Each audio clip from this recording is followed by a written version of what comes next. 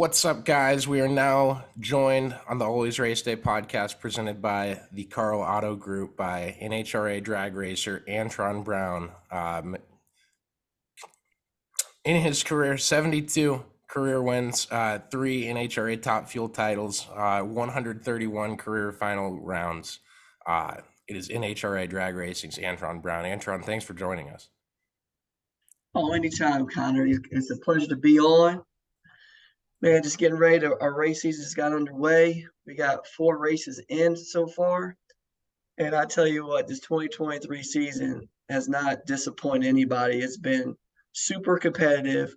All the race teams did their homework last year, and everybody's coming out swinging, man. And it just feels so good to be a part of it. Yeah, absolutely. And obviously, 4 races in, you just took away the win at the NHRA 4-wide nationals last week, and you guys are going to go 4-wide again next week, right? What's that kind of like with drag racing and the dynamic of that event? Because I know when it started, it felt like the NHL's Winter Classic. So you guys would do it once a year. Now you're doing it 2 races in a row. What's that dynamic kind of like handling that? Well, the cool part is that we all get used to it, and we get used to it and we get in that groove. And it's just a little different processing when you're doing it. But for me, I've been doing it for years now, man. So the 4 wide, you just gotta know when to go in, how to go in, how to race it. And the hardest part is just getting everybody else that's not used to it on the same page. Because only one thing that you really got to do is when you stage in lane 2 or 3, the only thing that you really got to pay attention to, you got to pay attention to your stage light is on the opposite side of the tree. You get what I mean? So that's the only part that you can really get lost in. And the thing about it is that for people to stage appropriately and on time, like if everybody goes in, there's no problems.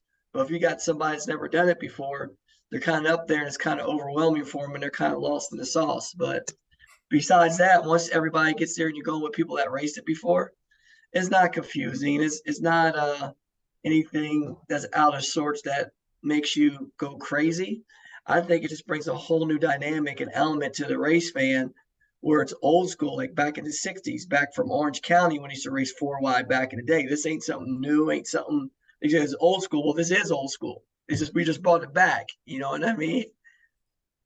I didn't even realize that, Damon. I thought it was completely new when they said they were going to do it. Like, what was it? 2015 was the first one, something close to that. I don't even remember how long ago they actually put it into the national circuit, but they used to match race it like out west. That was what they did out west, match racing. You see a bunch of old pictures like Antron's talking about. You saw a bunch of the old pictures from Orange County. It's pretty cool. And you talk about like getting into the tree. What was the Damon? You kind of go out and explain, or I guess Antron can, from last weekend with Steve Torrance and Sean Langdon. What was the kind of controversy surrounding that? I know there was some Facebook posts that have been kind of finding their way around circles. Well, it wasn't about that. It's just that racers try to get advantage. Okay. And different people, some of them like to go in first, some of them like to go in last, some of them like to make you go in first and hold you out for 5 seconds to make you think about it and go in. Some people like to double bump you so they can rush you.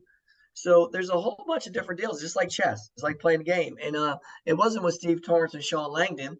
Steve Torrance and Sean Langdon was just talking about Josh Hart, and Josh Hart, it's just the way he races, and it doesn't bother me or bother anybody else. But what happens is that he does different things. He likes to go in last because that's where we feel comfortable at doing.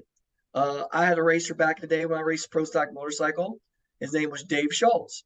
He went in last all the time. He used to go in on the chip with the bike wide open, like on a 2-step, and he used to roll in and he used to startle some of his opponents, and some of his opponents were used to it, didn't bother him at all.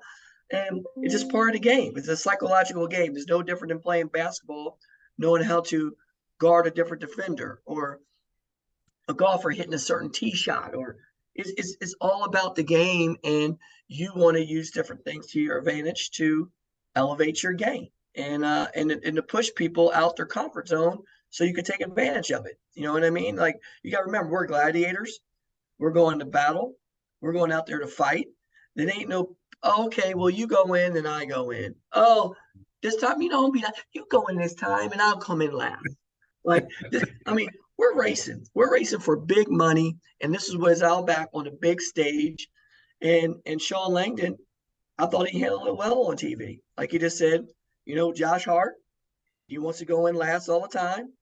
And we know what he does. And he holds me out. And I'm going in last this time. But what happened was it caught Sean Langdon and got him timed out because he waited too long because we're 4 wide. If it's 2 wide, the tree does not get activated until the other person goes in. Well, we all know 4 wide, and Sean stated that on TV that, Mike Salinas went in, and that's when the 7-second starts. Mike Salinas went in, Steve went in. Then Sean waited for Josh to go in. He was sitting there waiting. And then Josh took his time and went in. And then when Sean was trying to bump in, it was already too long and the tree activated and he got timed out. So going into 4 wide this weekend, I don't know what's going to happen, but it was pretty cool because you know what? They're racers fighting. They're fighting for what they want. And I thought it was a good narrative. And I liked it because nobody was backing down. You know what I mean? So, and that's the cool part about it is, it brought some interest to the sport, but you're going to see some more of it, trust me, because if other racers know what you don't like to do, they're going to exploit that on you. Antron, you ran bike back when with Schultz, like you mentioned, and Myers and all those guys that they had a lot of there was a lot of rivalries in the early 2000s, late 90s. You go back to like even the Force and Pedregon rivalries in Funny Car. Do you feel that the sport is not necessarily rivalries, but missing those personalities that we had back then? No, I think you got a lot of them now. You have a lot of different personalities in our sport. It's just looking closer to the picture. You know what I mean? Like you're starting to see more people get more outspoken. I just think back in the day, people were more outspoken. Mm-hmm. You know what I mean? And you'd have to be politically correct. Well, now, you know what I mean? You have a lot of people that have a lot of different sponsors and you want to go this way and that way, and you have to portray your company, but still you have to have some fun with it at the end of the day. You know what I mean? You need to have some fun. And literally just like you saw with Sean Langdon, with Steve-O, and with Josh Hart. And John Force, don't forget, he's still here, brother. John is still being John. And I love the man to death because he's definitely showed a way to all of us, and you got to have some fun about it. Do you think part of that is just because of how online dominated stuff is that, it's like something will happen, people will put a statement out, so maybe sometimes you don't say a ton on the microphone or you don't get that TV interview and, you're going to go home and think about it and say it on Monday when you could carefully look over what you want to say? Yeah, well, the thing about it is you got to remember, just like you guys are doing it now, podcast shows, Instagram, Facebook, Snapchat, you got all this stuff now, TikTok. Today is a now society. They want it now. Like you don't have to wait to get home and watch your DVR. You pop it up on your phone and you can watch it real live time. Like the cable companies and direct TVs, they're still getting some money, but they're not making nowhere near the money that they made back in the day because everything's live streaming now. It's just a totally different atmosphere. And I think now what happens is that I think you're starting to see it more now where you're starting to see people are they're not scared to speak up and speak out. You just got to catch them at the right time. Mm-hmm. You know what I mean? And you'll see different people, they'll do one thing on camera, and then the next thing you know, they're doing an interview that is typed and they're telling you how they really feel because they feel more, they actually they're not scared to say what they want to say, typing it, but they're not going to say it in person in front of the person. You get what I mean? So Absolutely. You still got a lot of that going on. But for me, in general, I just have fun what I do.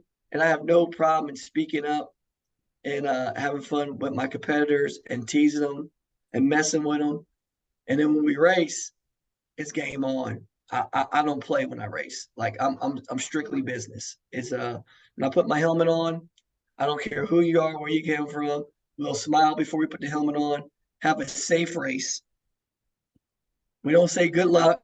We don't say hey blah blah blah. No. I'm coming there. I'm coming there to take your lunch money. That's what I'm coming for. Antron, switching gears a little bit, for some of the listeners who don't know you in particular, you came from motorcycles, pro stock bike, and then got into Top Fuel, ran with Don Schumacher for a long time, and decided to go out on your own a little bit and into the ownership venture side of things. Two-part deal. How has that gone? And the number one thing that really stuck out to me is when you went on your own, you went and got Brian Karate back. How big has that been to get the band back together? It's been huge. It's been huge because of the dynamic that takes place. And when we were at Schumacher Racing, we raced all those years, and we had great years at Schumacher. We won 3 world championships at Don Schumacher Racing. Learned a lot from Don on the business side.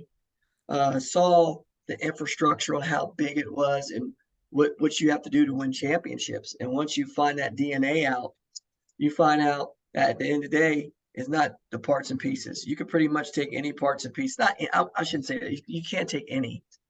You got to take the right parts and pieces. But if you take the right people, right, you can make anything happen. Anything happen. It's the people that make the success. And at DSR, we had all the parts and pieces we needed, but it was what Don Schumacher was so fortunate to have. He had all the right people surrounding him.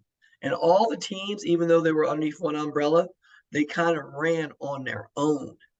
There was like the leadership came from the crew chiefs on each team. And they have meetings where they work with each other, and they were each other's number one competition. They'll help each other out, but they were in fierce competition with each other. People didn't understand. It wasn't like they met up with somebody, hey man, I got this new gadget. Here you go. Dude, it was nothing like that. Okay. Nothing like that at all. I can tell you that firsthand, to be honest about that. And then the coolest part is that when I always talked about it wasn't a secret. I always talked openly of one day of my aspirations of owning and running professional drag racing team. That was a dream of mine for a lot of years. And I ran a pro stock motorcycle team for 3 years. And even though I raced for Schumacher after that, we still ran the team underneath the umbrella.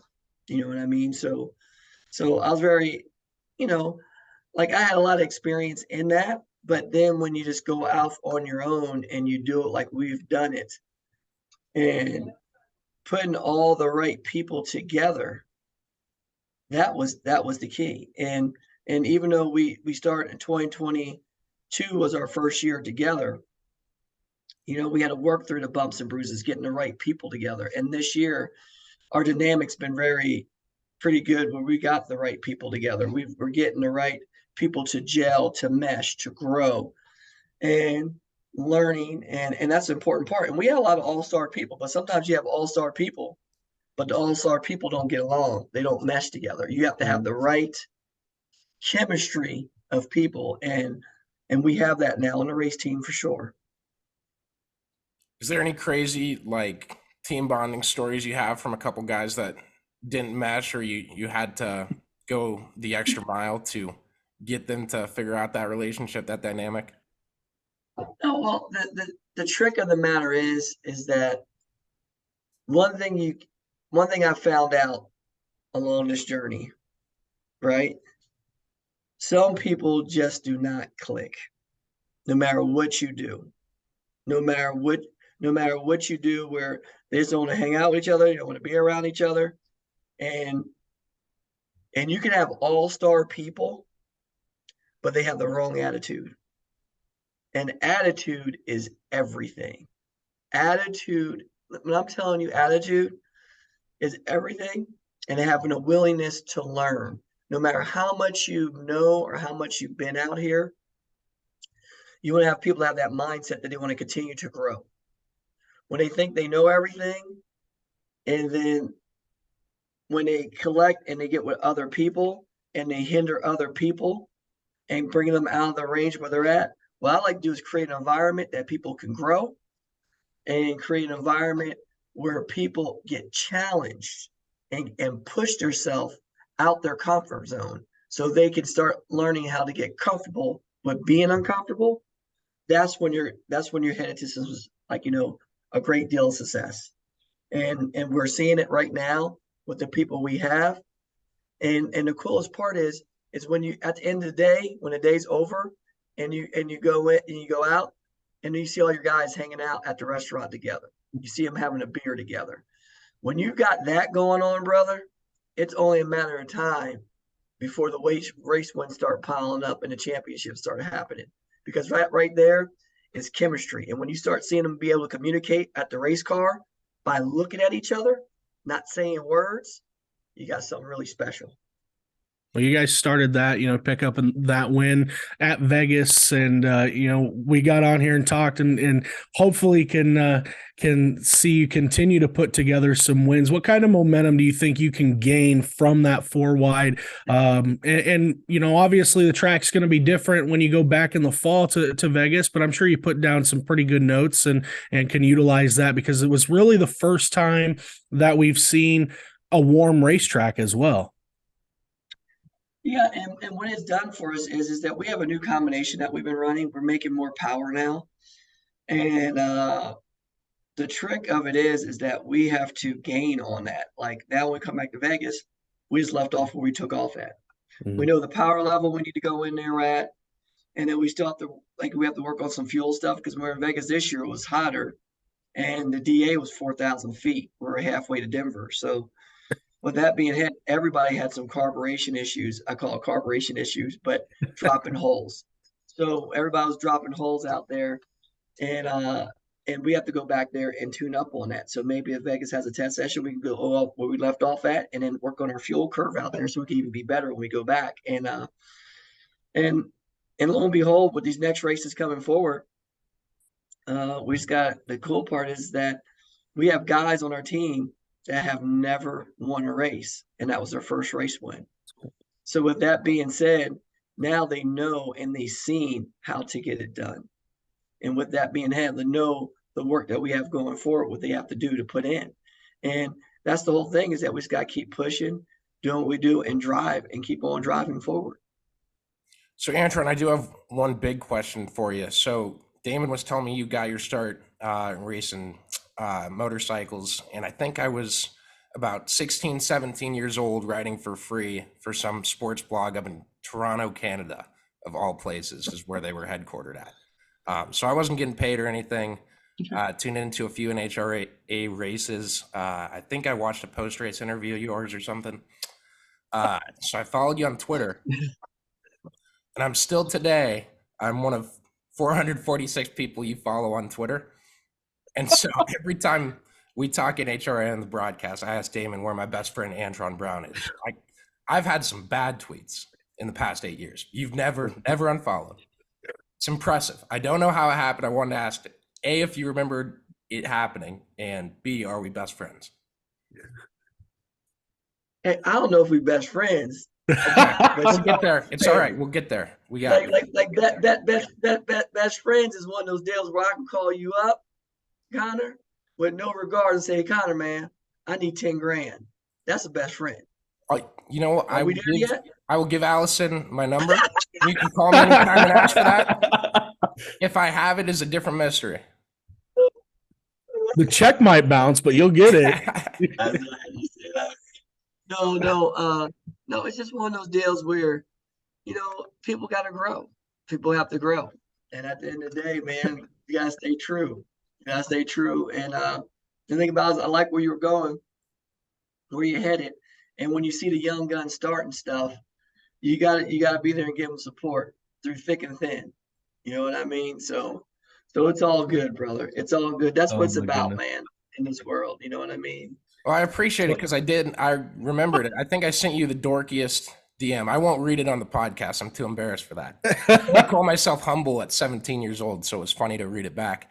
But no, it gave me someone to cheer for every Sunday too, just watching from afar or whatever. And we had Ron Caps on, and I had to tell him, I had to break his heart and say, like, I'm already best friends with Antron. I can't go at it with you, Ron. Like, sorry, you got number 2 though on our power ranking. That's right. That's right. You make sure you tell Ron that every time too. Tell Ron, say AB is my boy. He does. He makes sure of it. Oh my goodness. So I got to bring this into the equation too. You know, I started drag racing, junior dragsters like your kids did, and a really cool deal for them. You got to test out the new Supra junior dragster thing. What could you tell us about that program? That's pretty darn cool. I want to get Damon. I want to get Damon in one of those. I'll go buy one for him because he won't do the junior dragster thing with me. I didn't age out. I grew out.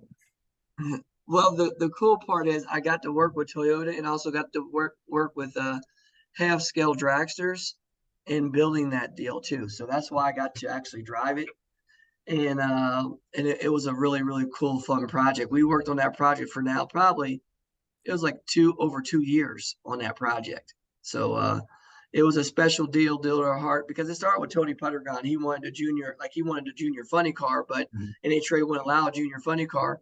So it was going hand in hand with NHRA on doing this deal and bringing this deal out. And Toyota was gun-ho about it because they wanted a junior dragster that you can fit in a cargo trailer.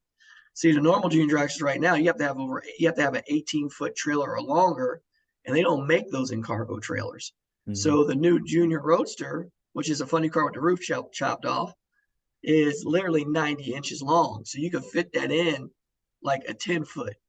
You know what I mean? You can fit that in a 10-foot cargo trailer, like a 7-foot wide cargo trailer, and put a scooter in it and take your kid racing. Or you could put it in the back of a pickup truck bed too with the bed down. You know what I mean? With the back tailgate down. So you can't do that with a junior dragster. Junior dragster, they'll be sticking a mile long out the back of a bed of a pickup truck. And hey, I did that once. We hauled one from South Dakota back to Iowa once that way. So it was a scary sight. Hey, did you ever notice that in the NHRA rule book and people never knew that? I mean, people know it, but they never did it. The junior dragster can be what it is now, which is like 15-foot long. Like the wheelbase could be 100 and I forget what it is. Like the wheelbase could be up to 130 or I forget how many inches, but the minimum it could be is down to 90 inches. And nobody never been a 90-inch wheelbase junior dragster. I didn't even know that was a thing. Why wouldn't you be? Like, I mean, that's the rule. I should have did one a long time ago and said, hey, make me like a 100-inch wheelbase junior dragster. So that joker is smaller and narrower, especially for the younger kids. You don't need it that long. None of the cars need to be that long, but right? They're made the true half scale of a top fuel dragster. That's what they're made. Top fuel dragster, front to tip to tail is 30 feet long, and a junior dragster is 15 feet long. It's literally the size, but it doesn't need to be. Man, my dad is going to be very upset when I tell him that rule. Yeah, people could have made a smaller junior dragster a long time ago, and it'd been a lighter car too. Do you think it's tough, like with like today's day and age and where the sport's at? Do you think like that style of junior dragster is going to catch on? Because I know, like, you got to imagine everyone in junior dragsters right now has obviously the older, regular, long, narrow car. But do you think the junior roadster is gonna kind of take the world by storm? Well, you got to remember the junior dragster deal has evolved. They don't look nothing like they did back when they first came out.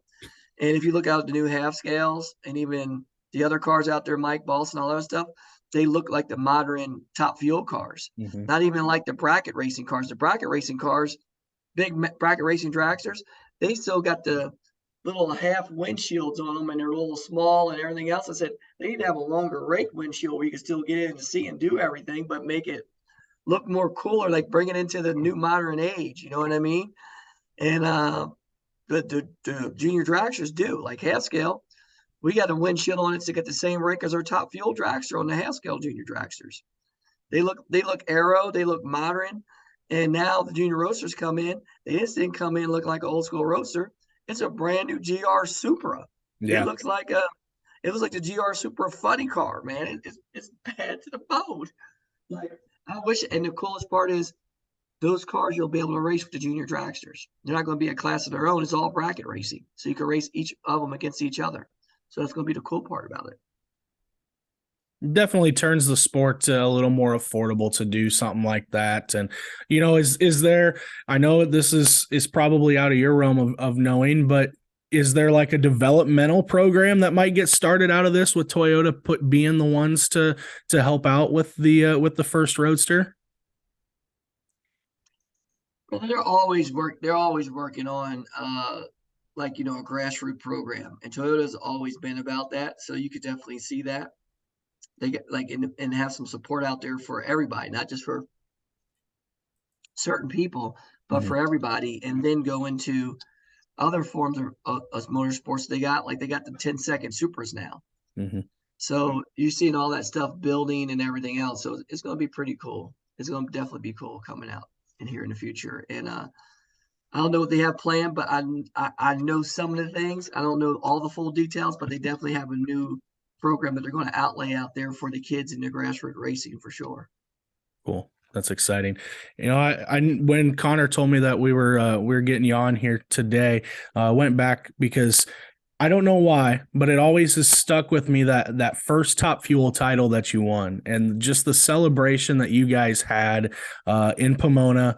You got beat by Spencer Massey early in the day, and then leave it to old Double B, Brandon Bernstein, to get you a title, because he takes down Schumacher in the final. And I don't know why it stuck with me, but just that celebration and the pure joy that you guys had for your first title, that one has always stuck with me as something that is one of those big moments, in NHRA. You see like Schumacher's the run in 06 and all these big moments, and that one has been one that's always stuck with me. I guess where does that one rank on your all-time list? Obviously, being a first championship, I'd have to say it's pretty high, right? Yes, it is. That was huge right there, man.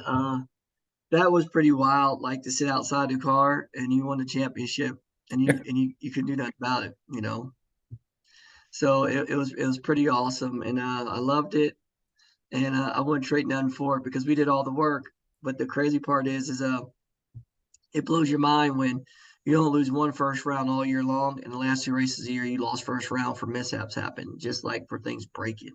I lost Spencer because our fuel line broke. We were way out in front, fuel line busted out, leaning off, leaned the car out, popped the parachutes out. The Las Vegas race right before that, I lost to Caleb Belushi first round. Go down the track, way out front, the clutch didn't go. Stopped the clutch from going. And then I thought, spin the tires, propelled the car, lost by 0.003 of a second. If I kept my foot in it, I would have beat him. Signed, sealed, delivered. It's crazy how that year went. How it goes. But you know what? It was meant to be is going to be. Antron, last thing here, and we'll let you get going. But you said the NHRA is filled with personalities and big statements and all this stuff. I was wondering, could we get a headline for the podcast? Do you want to guarantee a championship or anything like that? Or we can just be declared best friends. You got one or the other. I can't declare a championship, but you know what? I'll tell you that we could be best friends, man. Oh, hell yeah. Damon told me it would never happen. I'm just letting you know, man. I'll expect to see that birthday gift come up here pretty soon. When's your birthday? See, best friends know my birthday, man. Yeah, that's true. It's true. I don't have my Facebook pulled up. I'll find it. We'll get to it. Just saying. Don't Wikipedia me. It's wrong. Is it wrong on Wikipedia? If you're my best friend, you know what my real name is too. Oh, that's a Damon question. He's my NHRA historian. You didn't know Antron wasn't my real name, did you? I call you AB because that's what the team's branded under. It's the most popular nickname of you. So what's my real name? Is it Anthony? Come on, man. Is it shot in the dark? See, that's why I'm messing with you, because Antron is my real name. See, had you messed up. There you go. I'm sitting here thinking, like, wait a second. This is news to me. Oh, I knew when Damon didn't know it that I might something's like, what's this? Something's amiss. I'm like, wait a second. I was waiting for you to pull out I was waiting for you to pull out Jeff and just be like, yeah, Antron sounded cooler when I got to drag it. No, it didn't, man. I can't. I'm gonna tell you something. My mom and dad has blessed me with that name. Everybody has called me everything but Antron my whole life. So I just tease people with that all the time. Because some people come to me and goes, "Hey, man, what's your real name? That's gotta be your stage name." I said, "That's my real name." That's awesome. Oh, that's good stuff. But Antron, what I I guess messed up, man. You don't expect me to I got one last question before we do let you go. What do you expect to see from these summer months coming up? We're going back to Chicago, a great racetrack, a lot of speed there, and then obviously some fast tracks coming up. What do you think we can expect here coming up these next few races? Really, some more of what you've seen. You're gonna start seeing some teams come together, get together. You saw Justin Ashley; he dominated the first 3 races of the year, pretty much. Yeah. You know what I mean? Well, he won 2 races, and then you had Mike Salinas. I think Mike Salinas won the first race, Mm-hmm. and you're gonna see a lot of different teams out there. Coletta's coming on strong. Steve Torrance is fighting hard. Brittany Force, the champ, she's right there. So Clay Milliken, you're gonna start seeing him wake up here pretty soon. They've been fighting hard, and he's got so many cars out there. Sean Langdon's running good. His car's coming alive. He's driving well as always. And Leah, let me tell you something. Leah Pruitt or Stewart, as I should say it. You know what I mean? She's coming on strong too, brother. That team is on mean too. So Yeah. So when you're looking at it all, man, brother, It's a deep on field. any given Sunday, you got 12 cars that can win, and it's not going to slow down, brother. It's only going to get more competitive. Like when you look at our racing when we're lining up, and Tony Schumacher's car's running good, and Tony's driving well. Tony's cutting some great lights, man. I can tell you, like everybody's hungry now. Like Brittany Force, she's cutting the tree down. Everybody's cutting the tree down now. So with that being said, is that we got to step our game up. It's going to be anybody's game. And honestly, if I was a betting person, I couldn't tell you one person like, hey, this is the one that's going to win every weekend. You know what I mean? So, but I can tell you on our AB Motorsports side, we're working and we're going to come out swinging. We're going to be there to compete at a high level at all these races, and that's one thing I can guarantee you. Awesome. Well, you guys can catch Antron next week at the Circle K 4-Wide Nationals. I'm going to get down to the casino and place $100 future on Antron to win the title because that's the only way I'm going to get 10 grand to pay him when he calls me. But we'll cross that bridge when it comes, so we'll be all good. Thanks again, Antron. Anytime, fellas. Thank y'all so much. Thanks, man. Anytime.